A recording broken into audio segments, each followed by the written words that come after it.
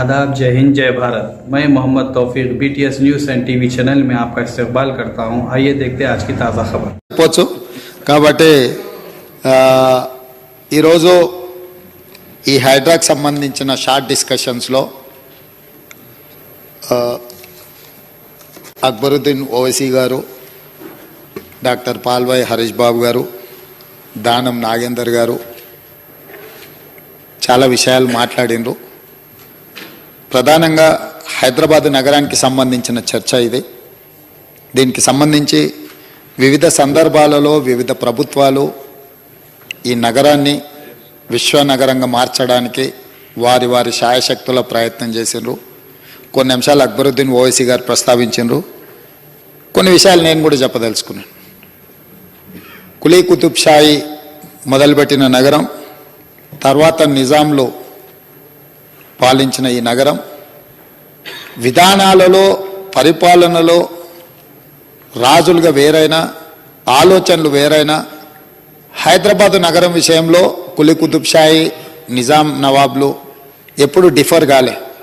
ఈ అభివృద్ధిని ప్రణాళికబద్ధంగా ముందుకు తీసుకెళ్లడానికే వాళ్ళకి సహకరించారు. అదేవిధంగా అధికారంలోకి వచ్చిన మొదటి హైదరాబాద్ స్టేట్ బూర్గుల్ రామకృష్ణారావు గారి నుంచి మొదలు పెడితే తర్వాత ఉమ్మడి రాష్ట్రంలో వచ్చిన ముఖ్యమంత్రులు కూడా హైదరాబాద్ నగరాన్ని, ఈ ప్రాంతాన్ని అభివృద్ధి చేయడానికి అవసరమైన నిధుల కేటాయింపులు కానీ, ప్రణాళికలో కానీ ఎక్కడ భిన్న సిద్ధాంతాలు, రాజకీయ విభేదాలు ఉన్న ఈ నగర అభివృద్ధిలో ఎలాంటి విభేదాలకు తావు లేకుండా అభివృద్ధి చేసుకుంటూ వెళ్ళారు. హైదరాబాద్ నగరానికి సంబంధించి దానం నాగేందర్ గారు మొదటి నుంచి ఇక్కడ పుట్టి పెరిగిండు. ఈ ప్రాంతం వాడు, ప్రతి గల్లీలో ఏం సమస్య ఉందో తెలుసు. చాలా విషయాలు వారు ప్రస్తావించారు. ఇందులో డెఫినెట్గా హైడ్రాలో రేపు భవిష్యత్తులో స్థానిక ఎమ్మెల్యేలను కూడా దాన్ని చర్చలు జరిగినప్పుడు అవసరమైనప్పుడు వాళ్ళందరినీ కూడా ఇందులో భాగస్వామ్యం చేసి వారి సలహాలు సూచనలు తీసుకోవడానికి మాకు ఎలాంటి అభ్యంతరం లేదు. ఇక్కడ ప్రధానంగా హైడ్రా తీసుకురావడానికి ఉద్దేశాన్ని ఈరోజు తెలంగాణ రాష్ట్ర ప్రజలకు నేను చెప్పదలుచుకున్నా. మనకు హైదరాబాద్ మున్సిపల్ కార్పొరేషన్ ఉండే, కానీ నగరం విస్తరిస్తున్నప్పుడు వివిధ జిల్లాలు, వివిధ రాష్ట్రాలు, వివిధ దేశాల నుంచి ఈ ప్రాంతానికి వ్యాపారాల మీద, పెట్టుబడుల మీద, లేకపోతే ఉద్యోగాల మీద వివిధ ప్రాంతాల ప్రజలు వచ్చినప్పుడు నగరం యొక్క అవసరాలు పెరిగినాయి. ఈరోజు మీరు చార్మినార్ దగ్గరికి వెళ్ళి చూడండి, చార్మినార్ కానీ ఏక్ మినార్ దగ్గరికి వెళ్ళి చూడండి, గుల్జార్ హౌస్ తీసుకోండి, పత్తర్గట్టి తీసుకోండి, మదీనా హోటల్ తీసుకోండి, సిటీ కాలేజ్ తీసుకోండి, ఆడ ఆయుష్మాన్ అక్కడ హాస్పిటల్కే కుచ్ ఆయుష్ హాస్పిటల్ తీసుకోండి, యునానీ హాస్పిటల్, యునానీ హాస్పిటల్ తీసుకోండి. మీరు ఏదైనా అవసరానికి ఎక్కడి నుంచైనా వ్యాపార రూపంలో కానీ, లేకపోతే ఇతర కొనుగోలు విషయంలో, బేగం బజార్ విషయంలో కానీ, మోజంజాయ్ మార్కెట్ కానీ, మీకు ఫ్రూట్స్ కొనాలంటే మోజంజాయ్ మార్కెట్లో దొరుకుతుండే, రకరకాల పక్షులు కావాలంటే కబూతర్ ఖానాకి వెళ్తే దొరుకుతుంది, మీకు రకరకాల రాళ్ళు వీటి నగిసీలు చెక్కడానికి పత్తర్గట్టిలో ఉంటుండే, అక్కడనే మీకు బట్టల కోసం మన కాడ వ్యవస్థ ఉన్నది, మీకు గాజులు లాడ్ బజార్, చుడియా అంటే ప్రపంచంలోనే ప్రసిద్ధిగాంచిన డిఫరెంట్ డిజైన్స్ మహిళల్ని ఆకర్షించడానికి అక్కడ రాజస్థానీ, బిహార్ నుంచి వచ్చిన కార్మికులు అక్కడ చుడి బజార్లో మీకు అక్కడ దొరుకుతాయి. గుల్జార్ హౌస్లో అధ్యక్ష ఈరోజు కూడా ప్రపంచంలో ఎక్కడ ఏ నోటైనా ఉండండి, ఎక్కడైనా చెల్లండి, రిజర్వ్ బ్యాంకులో కూడా చెల్లదో కానీ మీరు ఎలాంటి నోటు తీసుకెళ్ళినా గుల్జార్ హౌస్కి వెళ్తే పక్కనే కొన్ని షాపులు ఉంటాయి, మిమ్మల్ని ఇమ్మీడియట్గా తీసుకొని ఏ కరెన్సీ కావాలన్నా ఇస్తాడు. ఏ దేశం కరెన్సీ అయినా ఆ కరెన్సీని మార్చుకోవడానికి అక్కడ అన్ని ఏర్పాట్లు చేసింది. ఇవన్నీ కూడా నిజాం సర్కార్ ఇప్పుడు మన వాళ్ళు స్పెషల్ ఎకనామిక్ జోన్ అని, షాపింగ్ మాల్స్ అని, షాపింగ్ అవుట్లెట్స్ అని, మేము అమెరికాలో చూసి వచ్చినామని, లేకపోతే ఇతర దేశాలలో చూసి వచ్చినాం, దుబాయ్లో షాపింగ్ మాల్ పోతే అన్ని ఒక దగ్గర దొరుకుతాయి, ఇట్లాంటి మనం చర్చలు వింటున్నాం. 300 years back he has design for everything. ఏమి కావాలన్నా ఎవరు వచ్చినా, ఇంక్లూడింగ్ ఎంటర్టైన్మెంట్ కూడా, కవాలి కోసం, ముజరాల కోసం, మీకు మెహందీ బజార్ అక్కడ ఒక ఎంటర్టైన్మెంట్ అంటే ఎంటర్ప్రినర్స్ వచ్చినప్పుడు లేట్ ఇన్ ద ఈవినింగ్ వాళ్ళకి ఎక్కడికి వెళ్ళాలి అని అంటే అట్లాంటి ప్రాంతాలను కూడా అన్ని ఒక సంస్కృతిని నిజాం సర్కార్ మనకు ఓల్డ్ సిటీలో చార్మినార్ చుట్టూతో ఒక మినార్, ఒక స్ట్రక్చర్, ఒక దేశం యొక్క సాంప్రదాయము లేకపోతే ఒక పరిపాలన యొక్క సింబాలిక్ స్ట్రక్చర్లో ఉంటుంది. అది ఈఫిల్ టవర్ కావచ్చు, లేకపోతే స్టాచ్యూ ఆఫ్ లిబర్టీ కావచ్చు. ఇట్లా ప్రతి నగరానికి, ప్రతి దేశానికి ఒకటి ఉన్నట్టు హైదరాబాద్ నగరానికి చార్మినార్ ఒక symbol of our culture. So ఇట్లాంటి గొప్ప గొప్ప చారిత్రాత్మకమైన కట్టడాలతో పాటు మీరు చూడండి 7 tombs, అక్కడ 100+ స్ట్రక్చర్స్ ఉన్నాయి. 7 tombs అని వాళ్ళు 7 మంది కులీ కుతుబ్ షాహీ కుటుంబాలకు సంబంధించిన సమాధులు ఉన్నాయి కాబట్టి 7 tombs అంటారు. కానీ నేను మొన్ననే అసదుద్దీన్ ఓవైసీ గారితో పాటు నేను పర్యటనకి వెళ్ళిన, అక్కడ 106 acres దాదాపుగా 100 కట్టడాలు, చారిత్రాత్మకమైన కట్టడాలు ఉన్నాయి అధ్యక్ష. అట్లా ప్రతి దగ్గర గోల్కొండ కోట నుంచి మొదలు పెడితే ఒక అద్భుతమైన నగరంగా హైదరాబాద్ విలసిల్లింది. ఈ అద్భుతమైన నగరము, ఇక్కడున్న వాతావరణం, ఈ దక్కన్ ప్లాటూన్, ఇక్కడున్న కల్చర్, ఇక్కడున్న రాక్ కల్చర్, హెరిటేజ్ ప్రిసెంట్స్, వీటన్నిటి వల్ల హైదరాబాద్కు ఒక గొప్ప పేరు వచ్చింది.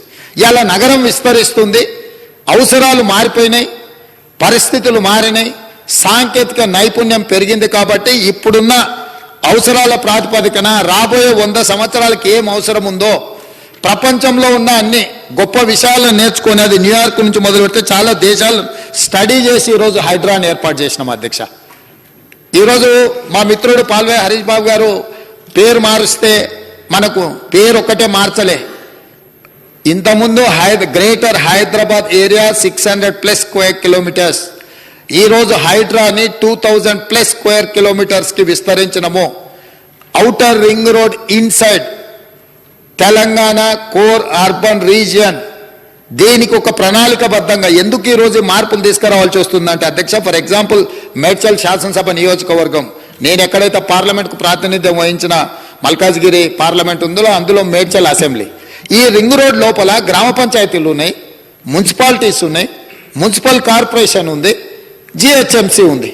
4 రకాల పరిపాలనలు లోకల్ అథారిటీస్ ఉండడంతో గ్రామ పంచాయతీలు వాడు 20 feet రోడ్ వేస్తున్నాడు, మున్సిపాలిటీలో ఇల్లీగల్ కన్స్ట్రక్షన్ మేనేజ్మెంట్ లేకపోవడం వల్ల వాళ్ళు ఒక రకమైన విధానం తీసుకొస్తున్నారు, మున్సిపల్ కార్పొరేషన్ బోడుప్పల్ లాంటి 3 ఒక్క మేడ్చల్ అసెంబ్లీలోనే 7 మున్సిపాలిటీస్లు ఉన్నాయి, 3 మున్సిపల్ కార్పొరేషన్స్ ఉన్నాయి అధ్యక్ష, ఓన్లీ 1 అసెంబ్లీ. సో ఇవన్నీ కూడా భిన్నమైన పరిపాలన విధాలు, నియమ నిబంధనలు ఉన్న గ్రామ పంచాయతీలు, మున్సిపాలిటీసు, మున్సిపల్ కార్పొరేషన్లు, జిహెచ్ఎంసీ ఉండడం వల్ల ఈ అధికారుల మధ్యలో ఒక సమన్వయం లేదు.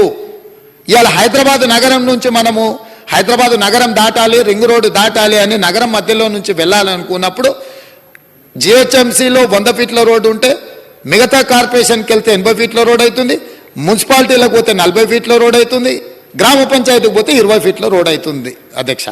సో ఇక్కడ బయలుదేరిన ట్రాఫిక్ చివరికి బాటిల్ నెక్ లాగా అక్కడికి వెళ్ళిపోయి ఆ ట్రాఫిక్ జామ్లు ఇరుక్కుంటున్నాం అధ్యక్ష. నెంబర్ 1 నాలాలు, హైదరాబాద్ లేక్ సిటీ. మీరు ఎప్పుడైనా విమానంలో పైకి ఎగిరినప్పుడు ఒకసారి హైదరాబాద్ని కిందికి చూడండి, ఒక బ్యూటిఫుల్ సిటీగా, టెరైన్ అద్భుతంగా ఉండి ఒక ఊటీలాగా కనిపిస్తూ మంచి మంచి లేక్లు ఉన్నాయి అధ్యక్ష. ఇవాళ లేక్లన్నీ కూడా కబ్జాకు లోనైపోయి ఎక్కడ కనిపించడం అసలు కళ్ళు మూసి తెరిసే లోపల మాయమైపోతున్నాయి అధ్యక్ష. రీసెంట్గా హైకోర్టు చాలా సీరియస్గా కామెంట్ చేసింది. అసలు ప్రభుత్వం ఉన్నదా లేదా, ఏం చేస్తున్నారు, కళ్ళ ముందలనే చెరువులు మాయమైపోతుంటే, ప్రకృతిని విధ్వంసం చేస్తుంటే మీకు కనిపించడం లేదా, అధికారులను అందరిని కూడా కోర్టుకు పిలిపించి నించోబెడతామని చెప్పి ఈరోజు కామెంట్ చేసింది అధ్యక్ష. ఇవాళ హైదరాబాద్ నగరంలో ఎందుకు వరదలు వస్తున్నాయి అధ్యక్ష? నగరానికి నీళ్లు రాలే అధ్యక్ష, నీళ్లున్న దగ్గరికి నగరం పోయింది.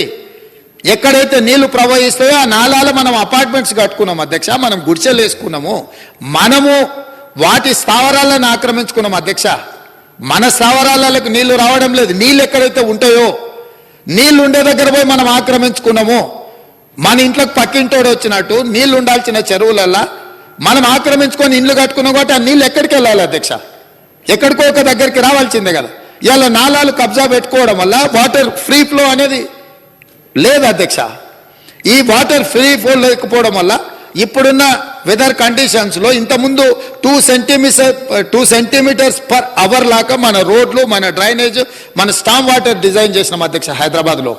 ఇవాళ సడన్గా 1 hourలో 9 centimeters వర్షం పడుతుంది అధ్యక్ష, కుంభవృష్టి లాగా. అప్పుడప్పుడు 16 సెంటీమీటర్స్ అంటున్నాడు మా దానం నాగేందర్ గారు. నాకున్న సమాచారం మేరకు మన హైదరాబాదులో డిజైన్ చేసిన డ్రైనేజ్ కానీ స్టామ్ వాటర్ లైన్లు కానీ మన రోడ్లు కానీ గంటకు 2 సెంటీమీటర్ల వర్షం కురుస్తుందని మనం ఈ ఇన్ఫ్రాస్ట్రక్చర్ క్రియేట్ చేసుకున్నాం అధ్యక్ష. కాలుష్యమైన వాతావరణంలో మారిన వాతావరణ పరిస్థితుల్లో అకాల వర్షాలతో పాటు కుంభవృష్టి వర్షాలు రావడం వల్ల ఒక్కసారిగా ఒకే ఒక్క దగ్గర అటు ఒక 5 కిలోమీటర్ల అవతల ఎండ కొడుతుంటుంది అధ్యక్ష, ఎర్రటి ఎండ ఉంటుంది.